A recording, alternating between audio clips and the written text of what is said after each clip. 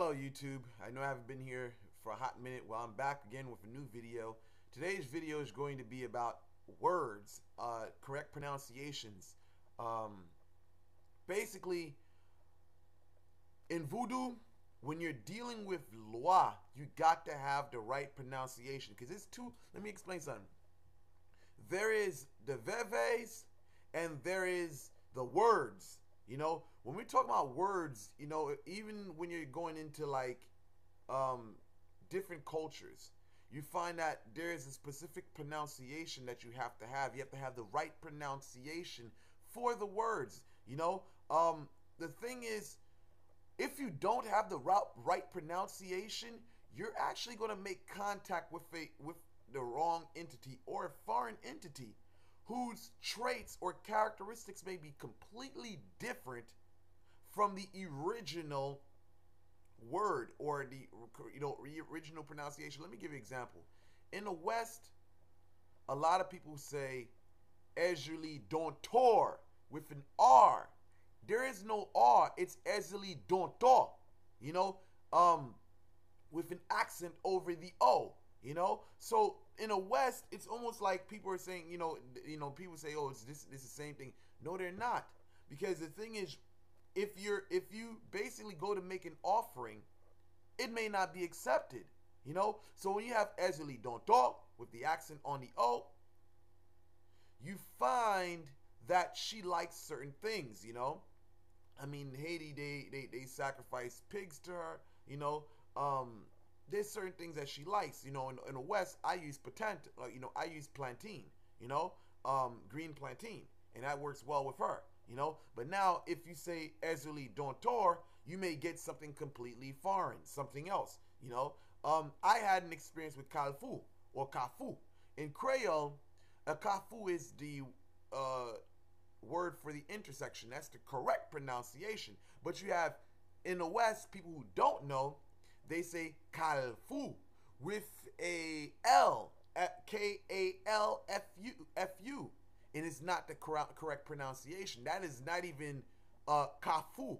A Kafu is like an intersection, but if you say Kalfu, people may understand what you're trying to say, but that is not the correct pronunciation.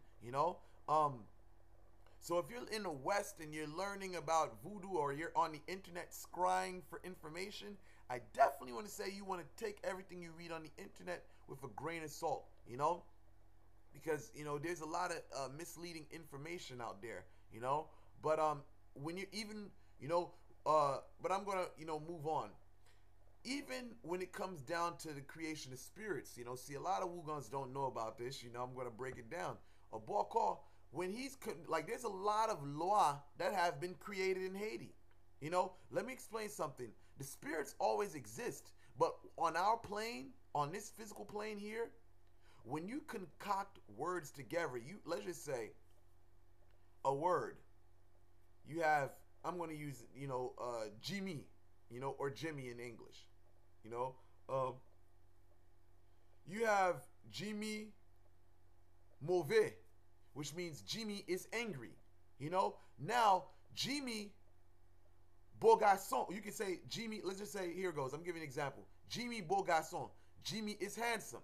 So now you have Jimmy, but now you add an extra word to it, like Jimmy Beau Garçon, Jimmy is a handsome young man. So now you have a spirit that you've created. Now the thing is, with that happening, now if you say Jimmy Mauvais, now Jimmy is angry, that becomes a completely different spirit. This is the science behind this is the science behind creating spirits. This is the thing that's in Haiti, that a lot of Bokors do in Haiti. Like you have Ogu Zierouge, Ogu La Flambeau, you know what I'm saying? Ogu Balinjo, you know what I'm saying? So the thing is, when you're adding words onto the names of people, you are creating new spirits. But in reality, you're not really creating a spirit. It's like you are and you're not. Because the spirit already exists. By you creating this magical formula, you have tapped into a spirit which exists on the other side. So when we're talking about this, this is something that is more in the pith. This is more of in, excuse me. This is more of into the I would say the Bokor tradition, because this is where all the magic comes from. That is in voodoo. In voodoo, you can say that you have people that just practice the rituals and the religion. Then you have the people that are formulating, the new stuff that, I'd say that you won't find in the religion, because the religion mainly, there's a lot of traditions and there's not a lot of things that are updated.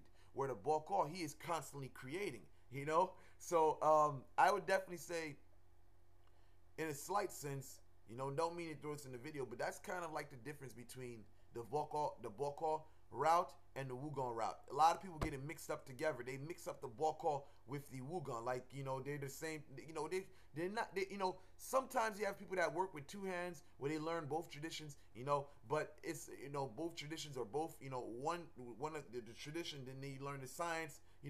Some people mix those things up, but in reality, they're completely different paths. But with that, I'm going to conclude this video. I'm definitely going to make another video. But stay tuned, because I'm definitely about to do it right now. Thanks for watching. Like and subscribe.